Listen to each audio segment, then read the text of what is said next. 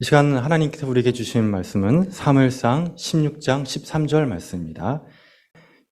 사무엘이 기름 뿔병을 가져다가 그의 형제 중에서 그에게 부었더니 이날 이후로 다윗이 여호와의 영에게 크게 감동되니라.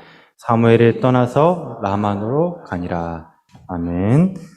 매주마다 여러분을 뵐 수 있게 돼서 하나님과 그리고 여러분들께 감사의 말씀을 드립니다. 별로신가 봐요. 예. 그러니까 하나님께 감사하고 여러분께 감사하다는 뜻입니다. 계속 볼 수 있어 좋습니다. 오늘 이날 이후로라는 제목으로 말씀을 나누도록 하겠습니다. 링컨이 말하기를 사람은 40이 넘으면 자기 얼굴에 책임을 져야 된다. 그런 말이 있죠.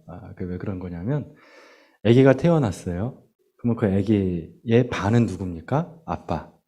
반은 엄마. 그래서 아빠하고 엄마 얼굴이 50대 50으로 그 아기한테 딱 들어가죠. 그럼 그 DNA가 그럼 그렇게 끝나느냐? 아니죠. 아기 얼굴이 막 바뀌잖아요. 그리고 사람 얼굴이 계속 바뀐단 말이에요. 그게 왜 그러냐면 사람이 마음 씀씀이에요. 그게 심상이라고 하죠. 그 사람이 어떤 마음을 쓰느냐에 따라서 나중에 얼굴이 바뀌어요.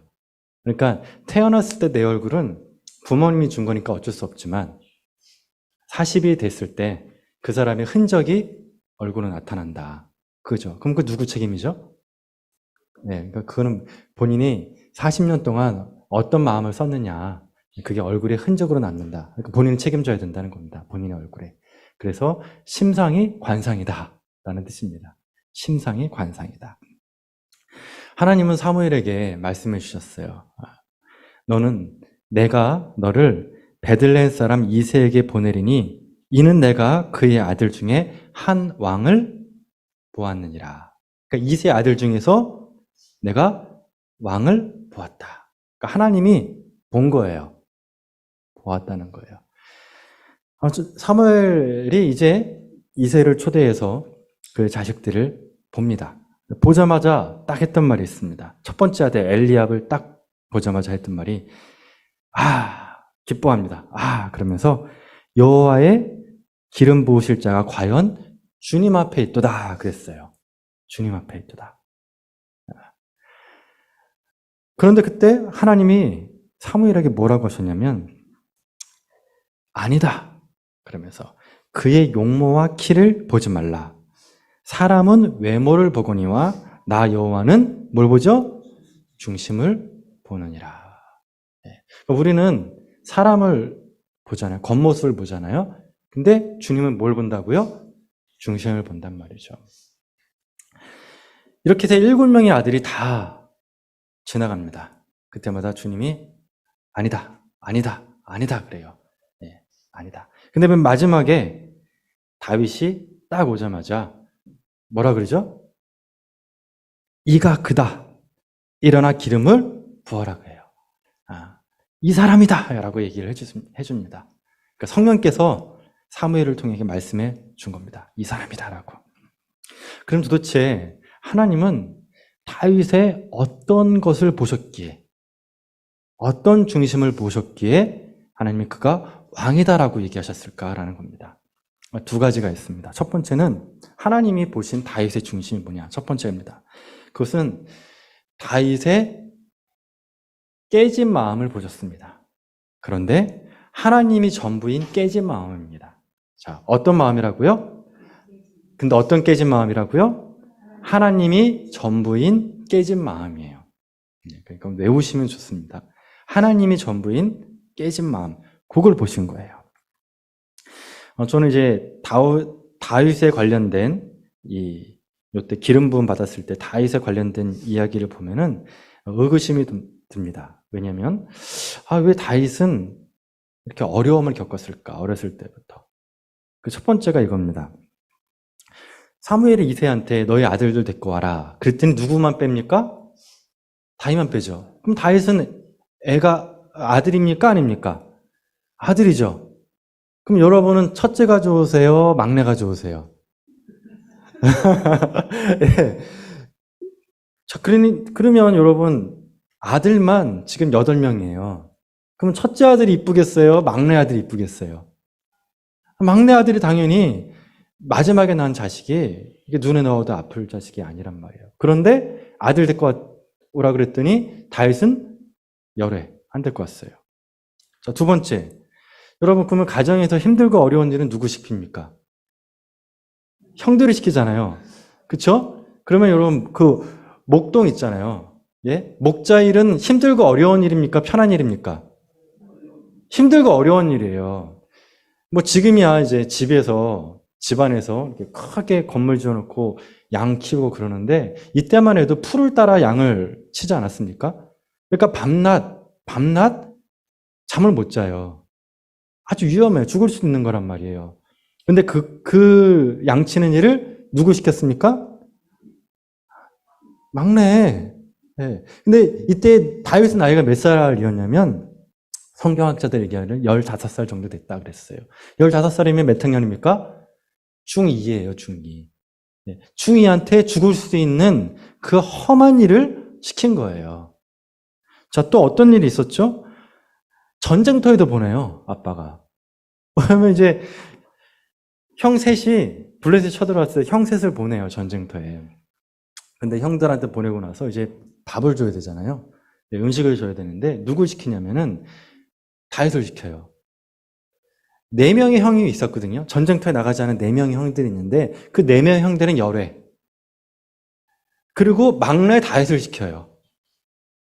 가다가 죽을 수 있는 다윗.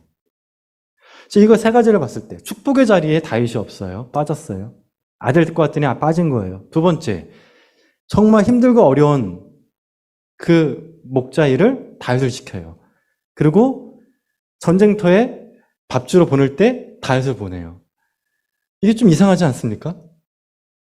이상해요. 자, 그러면 여기만 끝나는 게 아니고 형들도 다윗을 동생이라고 생각했나 싶을 정도의 일을 합니다. 다윗이 블레셋 전쟁터에 나갔을 때 형들이 다윗을 보고 했던 말이 있습니다. 이게 쉬운 성경으로 해 좀 맛깔이 납니다. 그래서 쉬운 성경으로 말씀드릴게요. 형 엘리압이 다윗한테 했단 말이에요. 큰형이 다윗 막내한테. 야, 너 여기 왜 왔어? 들에 있는 양들 누구한테 맡겼어? 이 건방지 죽은 못된 놈아. 너 싸움 구경하러 온 거 내가 모를 줄 알아? 이렇게 얘기해요.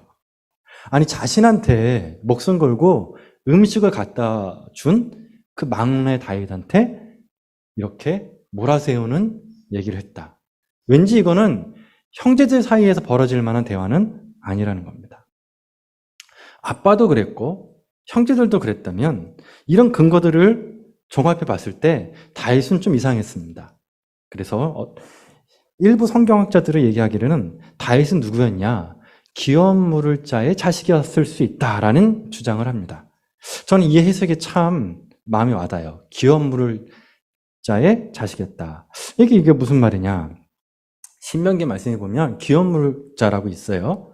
기업 물을 자. 이게 뭐냐면 신명기법에 의하면 형제가 있어요. 형제가 있는데 큰형이 아들을 안 낳고 못 낳고 죽었어요. 그러면 어떻게 하느냐? 그 동생들이 그 형의 아내와 결혼을 해야 돼요. 네. 다시 큰형이 아들 없이 죽었어요. 시 없이 죽은 거예요. 대를 잇지 못한 거예요. 그러면 이제 어떻게 하냐면 동생들이 형의 아내와 결혼을 해야 돼요. 그리고 대신 아들을 낳게 해줘야 돼요. 네. 그러면 그 자식은 누구 자식일까요? 그렇게 낳은 자식은 큰형 자식이 돼요. 낳기는 내가 낳는데 그 땅 주인은 누구다? 큰형 거게 되는 거예요. 그러니까 큰형이 가지고 있는 그 땅이 있죠. 네, 그 땅이 누구게 되느냐? 내게 아니에요. 내가 낳은 그 아들이 큰 형의 대를 이어서 그 땅의 주인이 돼요. 그러면 그 이제 자식을 낳았던 그 아빠 입장에서는 그 자식이 어떤 자식 같아요, 여러분? 네? 내가 낳은 자식이지만 왠지 남 같은 느낌 들죠. 네. 이게 기업 물을 자의 자식이다. 이렇게 주장하는 사람이 있어요. 이렇게 봤을 때 다윗의 이야기가 풀릴 수 있어요. 낳긴 낳는데 내 자식이 아니야. 이거는 내 형제 중 한 사람의 자식인 거예요. 형들도 그런 거예요. 배가 달라요. 다른 배에서 난 자식이에요. 서자죠, 서자. 이런 근거가 또 어디 있냐면 시편 말씀이 나왔어요. 다윗이 시편에서 뭐라고 고백을 하냐면 이런 고백을 합니다. 시편 27편 10절에 이런 말이 나와요. 내 부모는 나를 버렸으나 여호와는 나를 영접하시리이다. 뭐라고요? 내 부모는 나를 버렸으나 여호와는 나를 영접하시리라. 이게 다윗의 고백이에요. 근데 여기서 내 부모는 나를 버렸으나가 완료 시제예요. 그러니까 뭐냐면 부모님이 나를 아예 버린 자식처럼 취급했어. 하지만 여호와는 나를 버리지 않았어. 그 얘기예요. 이런 다윗의 고백까지 종합해 봤을 때 다윗의 어린 시절은 참 쉽지 않았다. 너무너무 힘들었다. 여러분, 부족한 것이 하나도 없는 사람들 있잖아요. 부족한 것이 하나도 없이 자란 사람은 신앙생활을 하는 게 쉽지가 않습니다. 그러니까 부자가 천국에 들어가는 게 쉽지 않다는 말이 그거예요. 그런데 어떤 사람이 정말 신앙생활을 잘할 수 있을까요? 세상에서 이리 치고 저리 치고 고난받고 그 결론을 내립니다. 믿을 사람 하나 없다. 믿을 사람. 배우자도 믿을 게 안 되고 자식도 믿을 게 안 되고 나밖에 없다. 누구만 남죠? 주님밖에 없다. 이게 여러분 인생의 말년이 될수록 더 피부로 와닿지 않습니까? 근데 이거를 15살 다윗이 이미 어렸을 때 이걸 안 거예요. 내가 의지할 것은 나를 낳아준 아빠 엄마도 아니고 형제들도 아니고 누구밖에 없다고요? 하나님밖에 없다. 그러니까 하나님이 다윗을 봤을 때 이건 왕으로 될 만한 사람이야 라고 했던 그 중심에 뭐였냐면 이거예요. 하나님 없이는 안 되는 깨진 마음이에요. 하나님이 없으면 안 돼. 깨진 마음이에요. 하나님만 채울 수 있는 마음이다. 그 얘기예요. 그 다음 두 번째, 하나님이 보신 것이 뭐냐면 위기의 순간마다 믿음으로 극복한 다윗이었어요. 위기의 순간마다 뭐로 극복했다고요? 믿음으로 극복한 다윗의 마음이었어요. 사람은 언제 진심이 드러나냐면요. 위기 때 드러나요. 편할 때는 그 사람의 본색에 드러나지 않아요. 그런데 언제 드러나냐면은 정말 위기의 순간에, 특별히 세상에서는 돈 문제 걸렸을 땐 그 사람의 본색이 탁 드러나요. 돈 앞에서 장사 없다니까요. 아무리 좋은 형제들도 여러분, 부모님이 유산을 아주 많이 넘겨주면 어떻게 합니까? 본색이 드러난다니까요. 이게 사람이에요. 위기의 순간, 특별히 죽음의 위기의 순간이 되면 진짜 마음이 드러나요. 근데 다윗은 여러분, 광야에서 양치기 하면서 얼마나 많은 위기를 겪었습니까?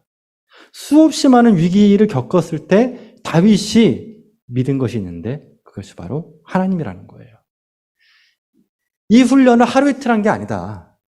계속 한 거예요, 계속. 15살이 될 때까지 계속 한 겁니다. 뼈저리게 느낀 거예요. 하나님밖에 없다.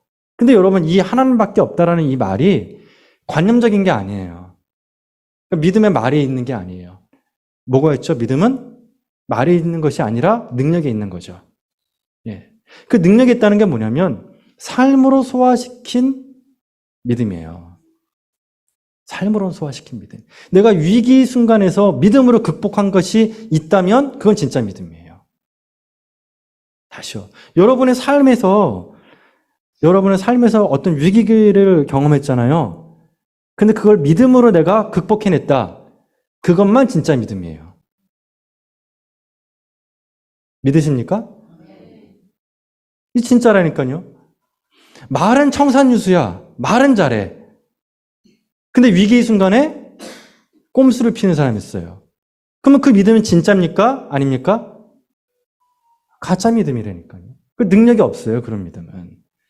아무리 좋은 말로 꾸며도 드러나요. 힘이 없어요, 말에 힘이. 그냥 다윗이 얘기했던 그 힘은 뭐냐면은 광야에서 위기의 순간마다 내가 사자와 곰을 때려잡았던 믿음.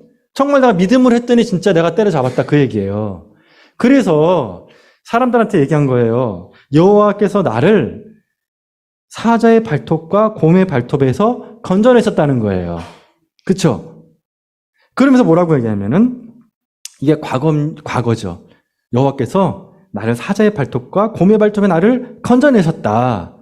난 그 믿음을 삶으로 소화해서 경험했다. 그러면서 뭐라고 하냐면 이 블레셋 사람의 손에서도 하나님께서 나를 건져내실 것이다. 어때요? 과거의 믿음이 있으니까 미래의 소망이 생기는 거죠. 그 소망이라는 것은 뭐냐면 잘 될 거라는 관념이 아니다, 그것도. 뭐죠?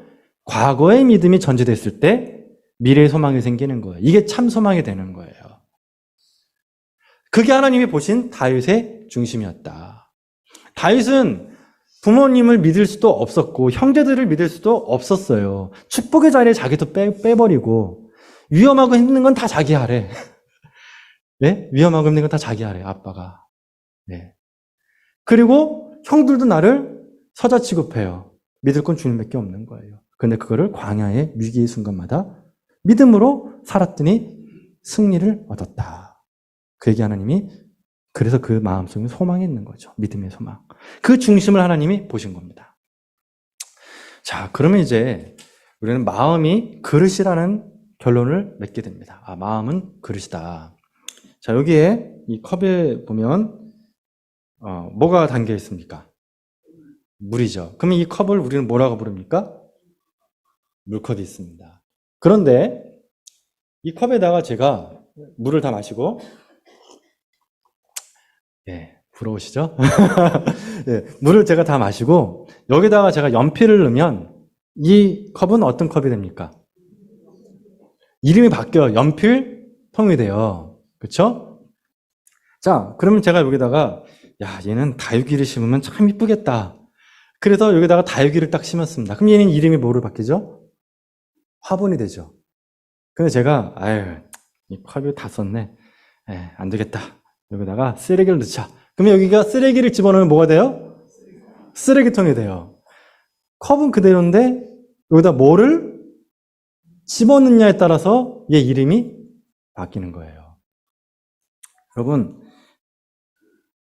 다윗 시대 때 다윗처럼 깨진 마음과 믿음으로 위기를 극복한 사람이 몇 명이나 됐을까요? 다윗밖에 없었을까요? 많았어요. 우리가 하나님께 쓰임받는 사람들이 정말 조심해야 될 게 바로 이 부분입니다. 뭐냐면 나는 그릇이 준비됐으니 난 쓰임받을 수 있다는 거예요. 그리고 내가 어떤 그릇으로 내가 쓰임받을지 내가 결정하는 거예요. 됩니까? 안 됩니까? 안 돼요. 내가 할 수 있는 것은 그릇이에요. 하지만 그 그릇에 무엇을 담느냐는 누가 결정합니까? 하나님이 결정하는 거예요. 그래서 우리가 무엇이 됐든 절대 교만하면 안 돼요. 절대 교만하면 안 됩니다. 우리가 이런 다윗의 준비된 마음을 봤을 땐 다윗이 준비가 됐으니까 잘났으니까 왕이 됐다. 그 논리가 맞지 않다는 거예요. 그 논리가 맞지 않는 거예요.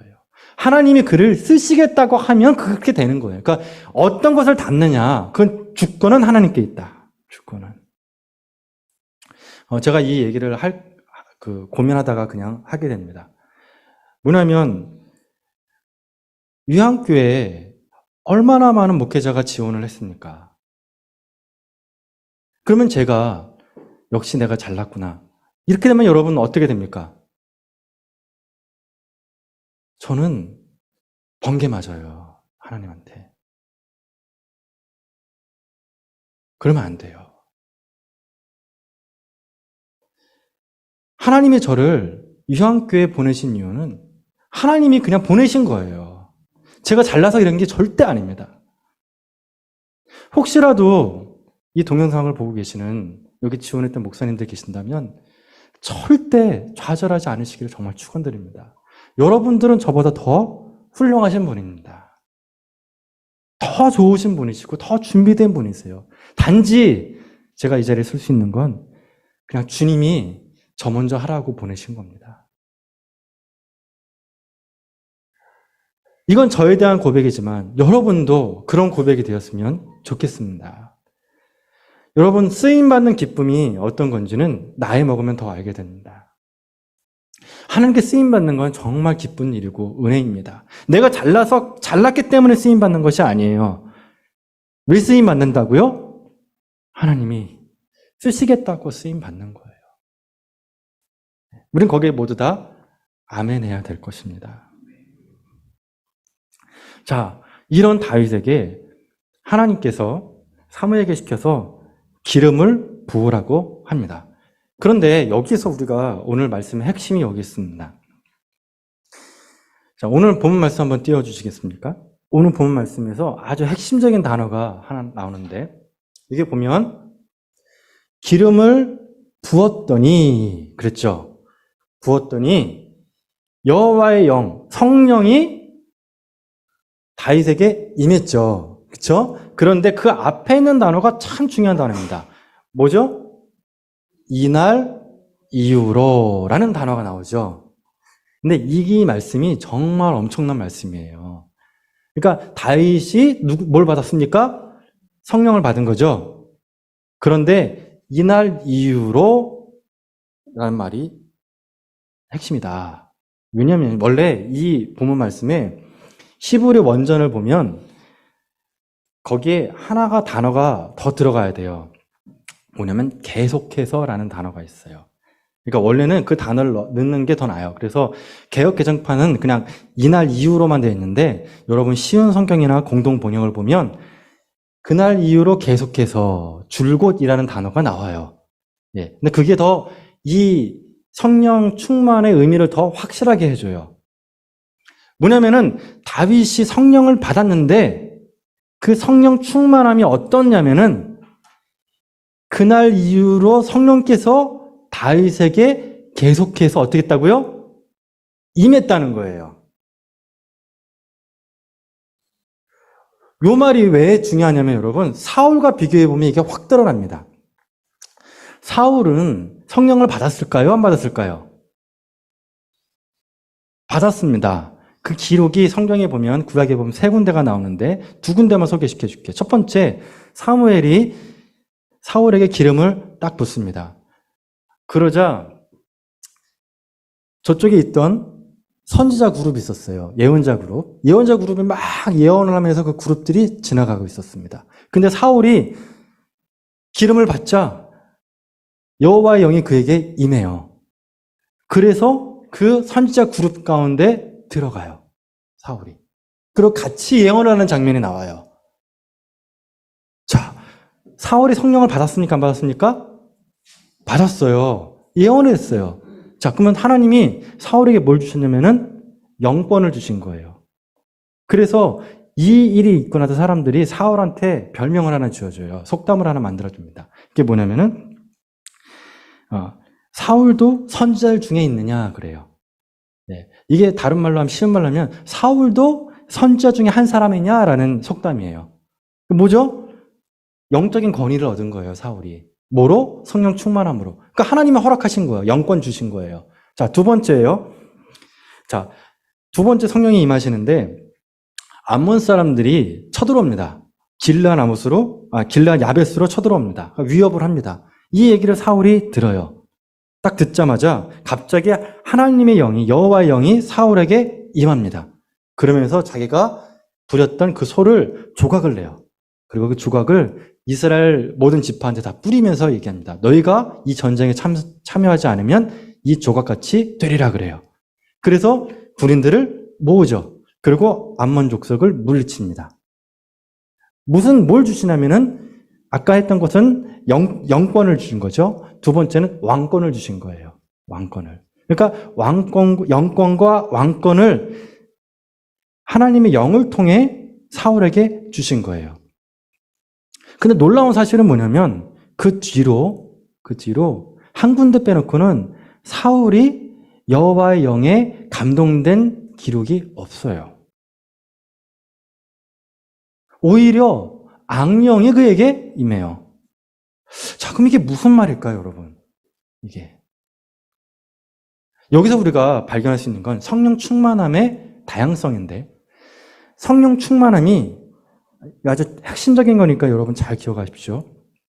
성령 충만함이 간헐적이고 사역 중심적인 성령 충만함이 있어요. 자, 성령 충만함이 어떤 성령 충만함이 있다고요? 간헐적이고 사역 중심적인. 다시 뭐라고요? 뭐 간헐적이 목사님 좀 어려운 말 좀 쓰지 마세요. 여러분도 아시잖아요. 간헐적 단식. 예?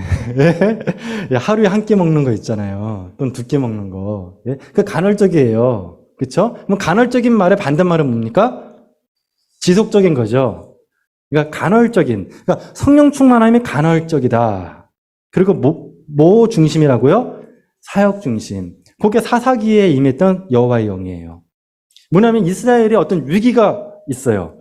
그럼 하나님은 그 위기를 극복하기 위해서 한 사람을 선택하셔서 그에게 뭘 부어주시냐면 하나님의 영을 부어주세요.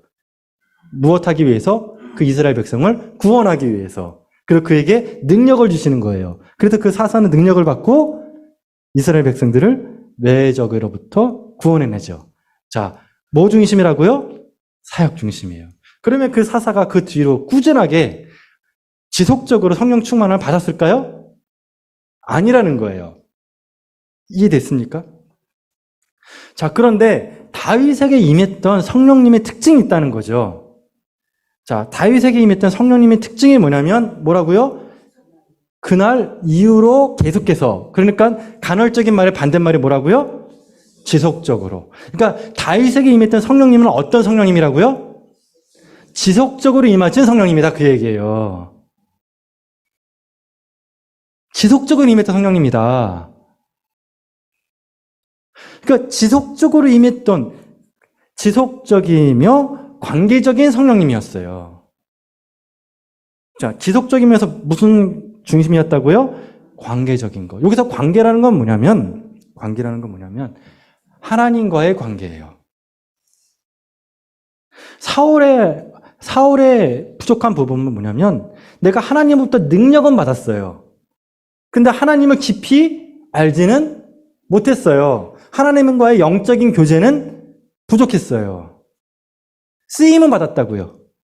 내가 하나님께 쓰임을 받았지만 뭐가 없었다고요? 영적인 교제, 하나님과의 관계가 없었다 이거죠. 여러분, 이게 교회 안에서 일어나는 일입니다, 여러분. 제가 예전에 기억하는 게 있는데, 제가 전도사 시절에 부흥 강사가 왔었어요. 부흥 강사님이 오셨는데, 그분이 이제 되게 갑자기 화가 났나 봐요.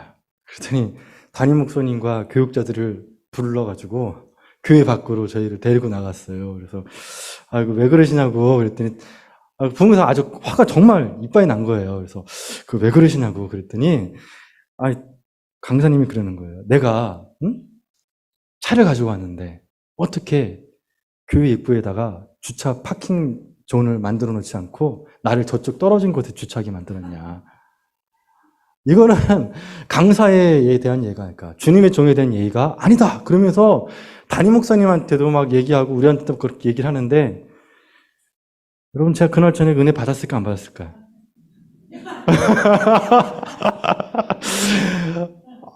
그분은 천국 갔다 온 분이었거든요. 그래서 자기 막 경험했다면 천국에 대한 이야기를 해주시는데 하나도 은혜가 안 되는 거야. 저분 얼굴만 보면은 막 그 생각이 돼요. 파킹존 주차. 그게 거의 한 몇 년 전에 10년은 넘는 일인데 아직까지 제 마음속에 이게 남는다니까요. 여러분, 그분은 하나님이 쓰었던 사람입니까 아닙니까? 쓰었던 사람이라니까요. 근데 뭐가 부족해요 지금? 인격성. 인격성과 그다음 하나님의 지속적인 관계.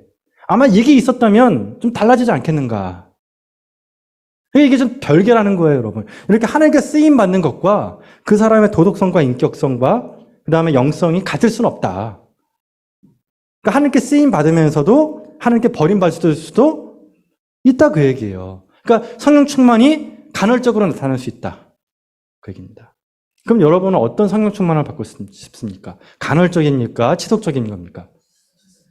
지속적인 거예요. 근데 그 지속적인 하나님의 그 성령의 사역은 그 사역의 목적이 달라요.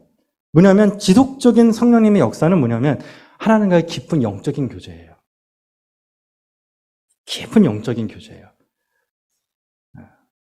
이게 주기가 없어야 돼요. 그래서 여러분들 그 신앙생활만 해서 주님과 깊은 교제를 하다가 좋을 때도 있고 나쁠 때도 있잖아요. 기복이 있잖아요. 좋을 때, 나쁠 때. 그쵸? 네.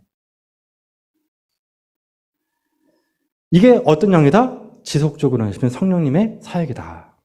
그래서 우리가 요약할 수 있습니다. 뭘 요약할 수 있냐면 성령님의 사역은 세 가지다. 자, 첫 번째 관계, 두 번째 인격, 세 번째 사역이에요. 자, 첫 번째 뭐라고요? 관계, 두 번째 인격, 세 번째 사역이에요. 네, 이제 다 해줬습니다. 설교. 이 세 가지만 외우십시오. 먼저 관계는 주님과의 깊은 교제예요. 이것을 사귐이라고 표현할 수도 있고 교제라고 쓸 수도 있습니다. 이거는 우리가 평생 할 일이에요. 죽을 때까지 하나님과 깊은 교제를 나누는 거. 영적인 교제를 나누는 거예요. 그럼 이런 영적인 교제를 깊이 있게 주님과 매일같이 나누게 되면 어떤 일이 벌어지느냐? 그 사람의 인격이 바뀌어요. 이 순서가 중요합니다, 여러분. 그러니까 여러분이 인격이 바뀌려고 내가 하나님의 인격을, 내가 신앙생활을 한다? 돼요, 안 돼요? 안 돼요. 뿌리가 뭐라고요? 하나님의 깊은 영적인 교제, 관계예요. 그럼 관계에서 뭐가 나온다고요? 인격이 나와요. 거기에 도덕성이 있는 거예요. 네. 그리고 나서 어떻게 된다고요? 하나님이 필요에 따라 뭘 주시죠? 사역을 주시는 거예요. 사역을. 근데 그 사역은 어때요? 간헐적이에요. 간헐적. 그러니까 예를 들어서 병 고치는 은사가 있지 않습니까? 병 고치는 은사. 근데 그 병 고치는 은사가 한국 교회에 엄청나게 병 고치는 은사가 있었지만 그게 지금은 어때요? 희미하죠. 희미하단 말이에요. 제가 여러분 우리 유한기 성도님들 아프신 분이 누군지는 모르겠지만 제가 손을 대면 갑자기 그분이 벌떡 일어났다. 회춘했다. 은혜입니까? 아닙니까? 은혜죠. 전 그런 은혜가 있었으면 좋겠어요. 그럼 얼마나 전도가 금방 되겠어요. 야, 저기 감자탕 교회, 감자탕 거기 위에 교회 하나 있는데, 그거 되게 좋더라. 거기 가면 병 낫는다. 그러면 금방 찰 거예요, 아마. 이쪽 사람 다 모일 거란 말이에요. 회춘한다고. 근데 그거는 하나님이 하시는 일이에요. 근데 우리 교회가, 유한교회가 해야 될 건 뭐죠? 그런 간헐적인 성령님의 사역도 중요하지만 더 해야 될 건 뭐라고요? 지속성이에요. 지속적. 주님과 깊은 교제. 저는 이 부분에서 말씀으로 사역을 통해 이 성령님이 역사하신 이걸 통해 하나님은 저를 여기에 보냈다는 생각을 하게 되었습니다. 그래서 저는 지속 가능한 교회는 뭐다? 바로 여러분이 하나님과의 깊은 교제를 돌아가실 때까지 할 수 있도록 제가 말씀 사역을 하는 겁니다. 그래서 이 사역이 무슨 사역이냐? 성경에서 보면은 성령의 열매로 나타난다. 성령의 열매. 성령님은 진리의 영이시죠. 진리로 우리를 인도하시죠. 그러니까 예수님께 인도하시는 영이에요. 즉, 그에게 관계케 하시는 영이에요. 그쵸? 그럼 그런 관계에서 뭐가 열매가 나온다고요? 성령의 열매. 성령의 열매를 인격이라고 부르는 거예요. 성령의 열매. 그러면 여기 성령의 열매만 나오는 게 아니라 사역 있죠? 그럼 뭐라고 할 거예요, 그거를요? 성령의 뭐라고 부를까요? 그렇죠. 성령의 은사가 되는 거예요. 그러니까 성령의 열매는 인격이 되는 거고, 성령의 은사는 사역이 되는 거예요. 그렇죠? 근데 그 뿌리는 뭐다? 주님과 진리로 우리를 인도하시는 진리의 영이신 성령님이다. 그겁니다. 하나님이 우리 유한교회를 어떤 사역으로 인도하실지 저도 참 궁금합니다. 아직 저는 그런 계시를 받은 적은 없어요. 예, 유한길가 어떤 사역, 이 지역사회, 한국 대한민국에서 어떤 역할의 사역을 했으면 좋겠다. 아직 잘 모르겠습니다. 제가 받으면 말씀드리겠습니다. 네. 근데 제가 확실한 것은 아까 말씀드렸던 뭐죠? 지속성. 지속적으로 여러분이 한 사람 한 사람 빠짐없이 각각 한 사람 한 사람이 열의 없이 성령 다윗에게 임했던 그날 이후로 계속해서 주님과 깊은 교제와 동행을 할 수 있는 그 사역입니다. 제가 이 사역을 기초로 뿌리가 깊이 있게 내리게 된다면 저는 반드시 믿어요. 하나님은 그런 교회를 그냥 두지 않을 것이다. 반드시 하나님께서 됐다. 이거 하자. 라고 바로 우리를 사역으로 인도하실 거예요. 그러면 우리를 사역으로 인도하시면 뭘 주실까요? 은사, 능력을 주세요. 능력을. 그래서 우리가 뿌리에 집중하자. 계속해서 날마다 더 주님과 더 가까워지기를 축원합니다.